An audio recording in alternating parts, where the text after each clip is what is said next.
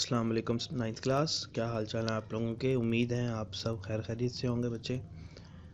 तो आप लोगों को मालूम है कि यूनिवर्सल हाई स्कूल ने आप लोगों के लिए ऑनलाइन क्लासेस का इनेकाद किया है और उसी सिलसिले में आज मेरा लेक्चर नंबर 6 है और मैं आप लोगों को बायोलॉजी पढ़ाऊंगा और बायोलॉजी का जो चैप्टर हम डिस्कस करेंगे वो होगा चैप्टर नंबर 4। और जो हम टॉपिक पढ़ेंगे आज वो टॉपिक है बेटे 4.2.2 सेल मेम्ब्रेन।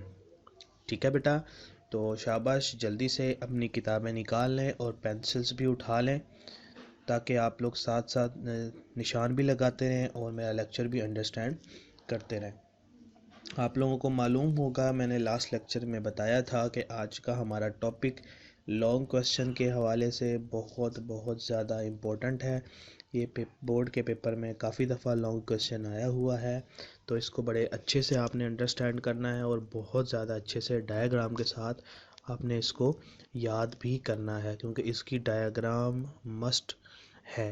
ठीक है, लाजमी बनानी है आपने इसकी डायग्राम। ठीक है क्योंकि इसकी डायग्राम इतनी मुश्किल नहीं है, बिल्कुल आसान और इजी सी डायग्राम है। ठीक है, बाकी मैं एक और वीडियो भी आपको बना के सेंड कर दूंगा कि किस तरह से हम डायग्राम बना सकते हैं सेल मेम्ब्रेन की इन इजी स्टेप्स। ठीक है बेटे, तो उम्मीद है आप लोगों ने अपनी बुक्स खोल ली होंगी, टॉपिक ओपन कर लिया होगा सेल मेम्ब्रेन का। आपके चैप्टर का पेज नंबर 9 होगा ये। अगर जब चैप्टर के शुरू से आप पेजेस काउंट करें तो 8वां 9वां पेज होना चाहिए। ठीक है, उस पर हेडिंग होगी सेल मेम्ब्रेन की। ठीक है बेटे, चलें हम स्टार्ट करते हैं। देखिए लिखा हुआ है all prokaryotic and eukaryotic cell have a thin and elastic cell membrane covering the cytoplasm. कहता है कि जो हमारे पास जितने भी यूकैरियोटिक या फिर प्रोकैरियोटिक सेल्स हैं उनके इर्द गिर्द एक बारीक सी और इलास्टिक लचकदार मेम्ब्रेन मौजूद होती है, उसको हम सेल मेम्ब्रेन कहते हैं। ये देखें बेटा, ये इंटरनल स्ट्रक्चर है एक सेल का। ये एक यूकैरियोटिक सेल है। ठीक है बेटे, इसके अंदर ये अंदर वाला हिस्सा जो है, ये फ्लूइड आपको नज़र आ रहा है, ये साइटोप्लाज्म है और इसके गिर्द ये एक डार्क सी एक आपको मेम्ब्रेन नज़र आ रही है। ये वाली जो डार्क सी मेम्ब्रेन है इसको हम क्या कहते हैं? सेल मेम्ब्रेन कहते हैं। ठीक है बेटे, अच्छा जी आगे चलते हैं। यहाँ पे अब ज़रा ये आपने गौर से बात समझनी है क्योंकि ये बहुत ज़्यादा इम्पोर्टेंट है और ये MCQ भी आ सकता है। Cell membrane functions as semi-permeable membrane। ठीक है, वर्ड क्या है? Semi permeable barrier. कहता है सेल मेम्ब्रेन जो है वो सेमी परमिएबल बैरियर का काम करती है। अब क्वेश्चन ही आता है what is semi permeable? Semi permeable barrier या सेमी परमिएबल का मतलब क्या है? ठीक है बेटे, तो लिख लें व्हाट इज सेमी परमिएबल या what do you mean by semi permeable membrane. या फिर एक क्वेश्चन ये भी आ सकता है why cell membrane works as semi permeable membrane. मैं रिपीट कर रहा हूँ क्वेश्चन बेटे, व्हाई सेल मेम्ब्रेन वर्क्स और functions as semi permeable membrane या बैरियर। ठीक है, तो इनमें से कोई भी क्वेश्चन आ सकता है, तो इसका आप निशान क्या लगाएंगे? आप यहीं से निशान लगाएंगे, ये वाली लाइन लिखेंगे, उसके बाद यहाँ से बेसिकली इसका मीनिंग स्टार्ट हो रहा है कि सेमी परमिएबल मेम्ब्रेन क्या है। ठीक है, तो ये सारा वैसे यहाँ मैं आपको बता दूँ, ये सारा यहाँ तक आएगा।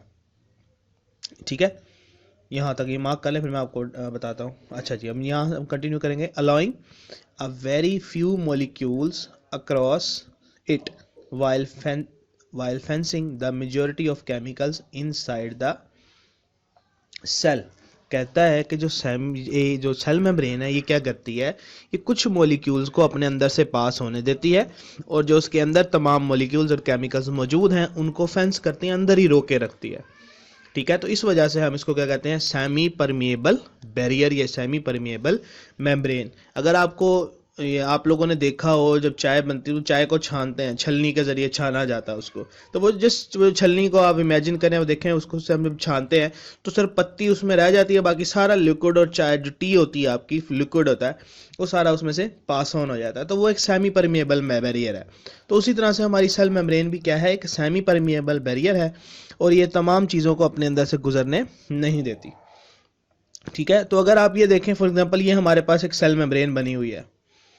ठीक है, ये क्या बनी हुई है, ये सेल मेम्ब्रेन है। अब सेल मेम्ब्रेन देखें, ये क्या कर रही है, कुछ मॉलिक्यूल्स को अपने अंदर आने दे रही है।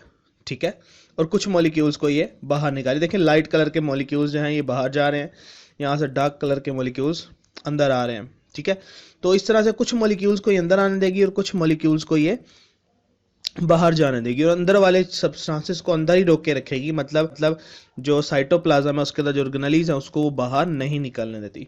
इसी वजह से देखें आगे लिखा हुआ है, in this way cell membrane maintains the internal composition of cell. इसी वजह से जो सेल मेम्ब्रेन है वो अंदर जो कंपोजिशन है सेल की उसको मेंटेन रखती है। कंपोजिशन का मतलब क्या है, जो केमिकल्स अंदर मौजूद हैं सेल के, जो मॉलिक्यूल्स अंदर मौजूद हैं उनको वो ख़राब नहीं होने देती, जिसकी वजह से उसकी जो कंपोजिशन है, उसका जो स्ट्रक्चर है वो सेल का मेंटेन रहता है। ठीक है बेटे, अच्छा जी, अब नेक्स्ट हम आगे चलते हैं। देखें आगे लिखा हुआ है, तो ये आप लोगों से शॉर्ट क्वेश्चन में अगर पूछ लें व्हाट इज सेल मेम्ब्रेन, ठीक है, व्हाट इज सेल मेम्ब्रेन, तो आप ये सारा पैराग्राफ उसमें लिख सकते हैं। ठीक है, ये मार्क कर लें, ये अगर व्हाट इज सेल मेम्ब्रेन आ जाए आपके पास। ठीक है, अगर अब आपके पास ना लॉन्ग क्वेश्चन में आना है, तो लॉन्ग क्वेश्चन आएगा आपके पास क्या, बेसिकली जो लॉन्ग क्वेश्चन अमूमन आता है ना वो ये आता है, right a note on fluid mosaic model. ठीक है, तो वो यहाँ से हमने इस लिखना शुरू करना, इस इधर से लेके हम इसको लिखेंगे एंड तक। ठीक है, ये नीचे यहाँ तक होगा। ठीक है, एंड तक, बाउंडेड बाय सेल मेम्ब्रेन्स। ठीक है, तो ये लॉन्ग क्वेश्चन है, इसके ऊपर हेडिंग दे दें आप यहाँ पे, fluid mosaic model of cell membrane.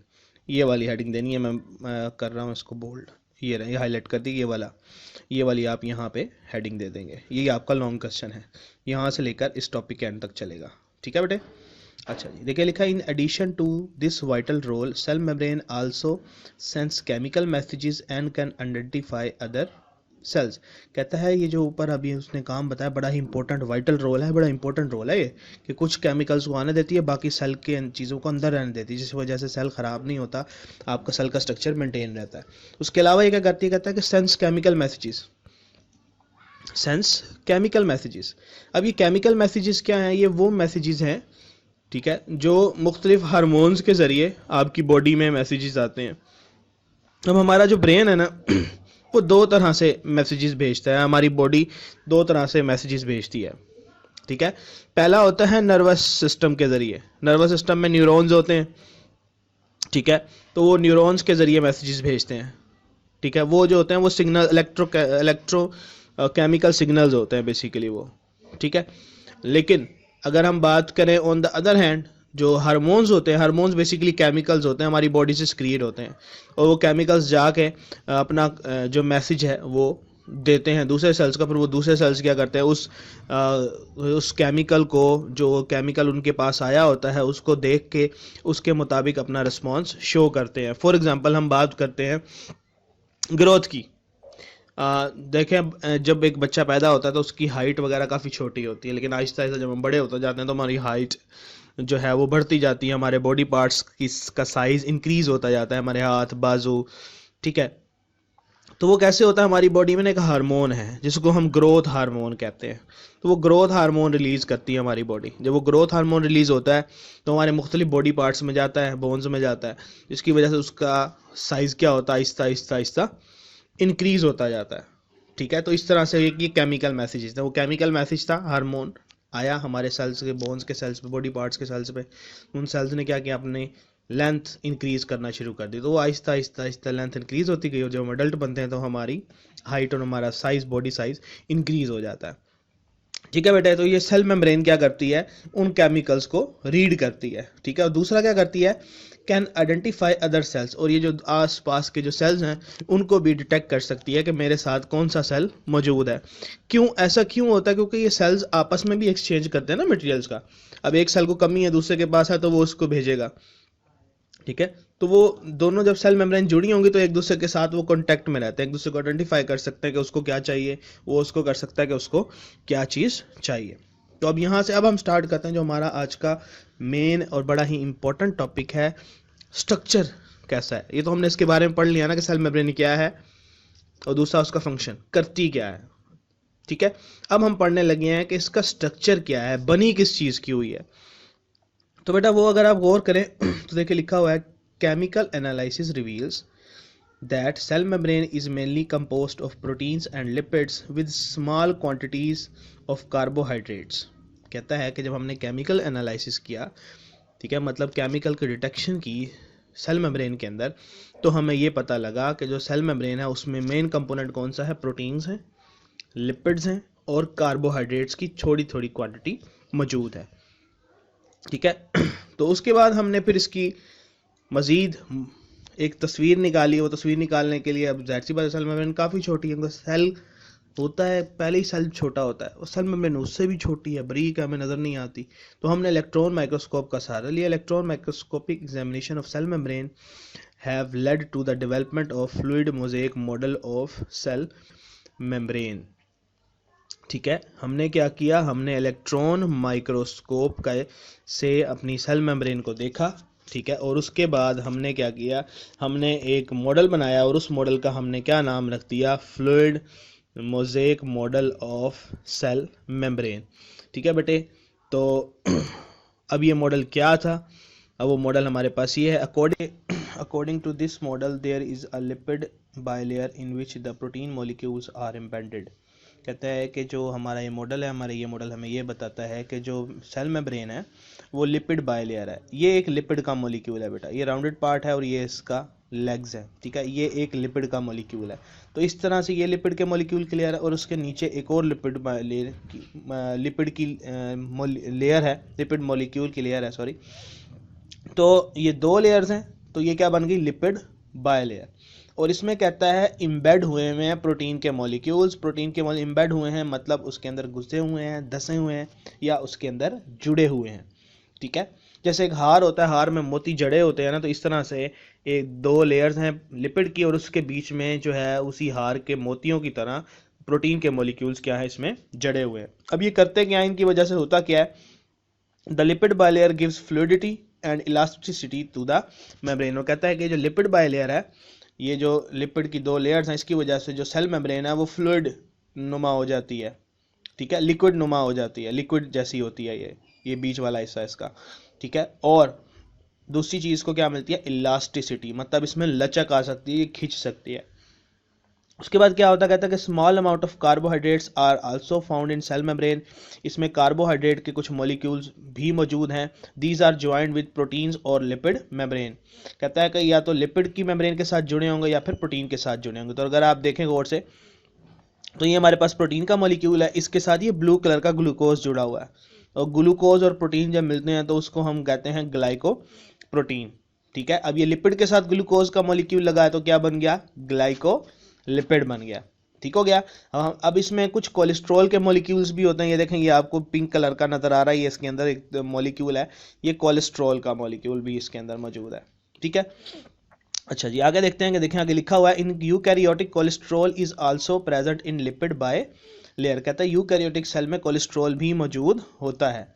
In eukaryotic cell many organelles for example mitochondria, chloroplast, Golgi apparatus and endoplasmic reticulum are bounded by cell membranes. कहता है कि सेल की जो सेल मेम्ब्रेन है, वो जो सेल के अंदर मौजूद ऑर्गेनेलीज हैं, वो कौन सी ऑर्गेनेलीज हैं, mitochondria, chloroplast, Golgi apparatus and endoplasmic reticulum.